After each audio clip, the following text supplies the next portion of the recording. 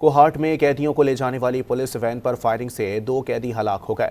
Police के मुताबिक कोहाट में इंडस हाईवे के मकाम पर कैदियों की वैन पर फायरिंग हुई। पुलिस ने इलाके को घेरे में लेकर सर्च ऑपरेशन शुरू कर दिया। कोहाट में कैदियों को ले जाने वाली पुलिस वैन पर फायरिंग से 2 कैदी हलाक हो गए।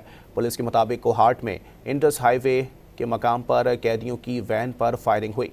पुलिस ने इलाके को घेरे में लेकर सर्च ऑपरेशन शुरू कर दिया। कोहाट में कैदियों को ले जाने वाली पुलिस वैन पर फायरिंग से 2 कैदी हलाक हो गए।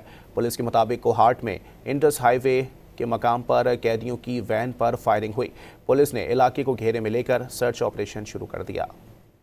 कोहाट में कैदियों को ले जाने वाली पुलिस वैन पर फायरिंग से 2 कैदी हलाक हो गए। पुलिस के मुताबिक कोहाट में इंडस हाईवे के मकाम पर कैदियों की वैन पर फायरिंग हुई। पुलिस ने इलाके को घेरे में लेकर सर्च ऑपरेशन शुरू कर दिया।